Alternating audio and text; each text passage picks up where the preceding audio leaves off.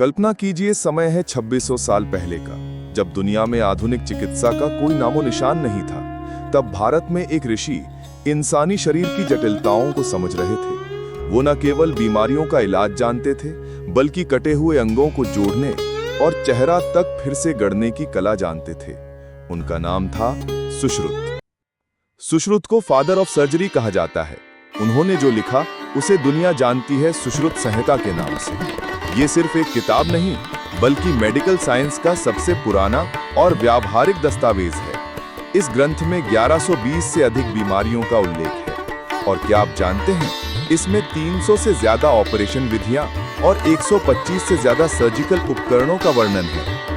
उस समय समाज में अपराध की सजा के तौर पर नाक काटना आम बात थी, पर सुश्रुत ने इसकी सर्जरी विकसित की, जिसे आज हम कहते हैं राइनोप्लास्टी। वो गाल या माथे की त्वचा लेकर मरीज की नाक को दोबारा बनाते थे। इस विधि को बाद में अंग्रेजों ने Indian method of nose reconstruction के नाम से अपनाया। और हैरानी की बात यह है कि आज भी उसी तकनीक के मूल सिद्धांतों को प्लास्टिक सर्जरी में अपनाया जाता है। सुश्रुत केवल ग्रंथों में विश्वास नहीं रखते थे। वो कहते थे, ज्ञान तभी सार्थक है जब उसे प्रयोग में लाया जाए। उनके विद्यार्थियों को पहले तरबूज, लौकी और केले पर अभ्यास करना होता था। इसके बाद शवों पर डाइसेक्शन यानी चीर फाड़ कर एनाटॉमी सीखनी पड़ती थी। उन्होंने कहा था, एक अच्छा चिकित्सक वही है जो पहले जानवरों और शवों पर अभ्यास करे।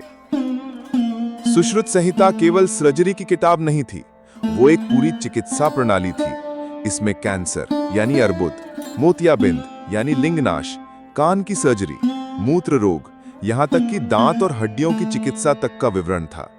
उन्होंने शल्य चिकित्सा को 8 भागों में बांटा था, जैसे cutting, punching, lapping, precision, scraping आदि। सुश्रुत ने जो औजार बताए थे वो आधुनिक सर्जिकल टूल्स के पुरखे कहे जा सकते हैं, जैसे कासा, त्रिकोणी, ट्रायंगुलर नाइफ, वृंतशर, फॉसेप्स आदि। उन्होंने हर औजार की लंबाई, मोटाई और उपयोग का विवरण भी दिया। वो चिकित्सा को विज्ञान और कला दोनों मानते थे। 1794 में एक ब्रिटिश डॉक्टर ने पुणे में एक भारतीय वैद्य को नाक की सर्जरी करते देखा। उन्होंने वो पूरी प्रक्रिया डॉक्यूमेंट की और इंग्लैंड भेज दी। वहां ये खबर मेडिकल जर्नल्स में छपी और पूरी दुनिया हैरान रह गई कि भारत में ऐसा ज्ञान हजारों साल पहले था।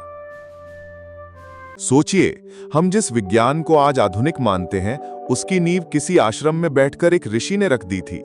क्या ये हमें गर्व नहीं देता? और क्या ये साबित नहीं करता कि भारत की धरती सिर्फ अध्यात्म नहीं, बल्कि विज्ञान की भी जननी रही है?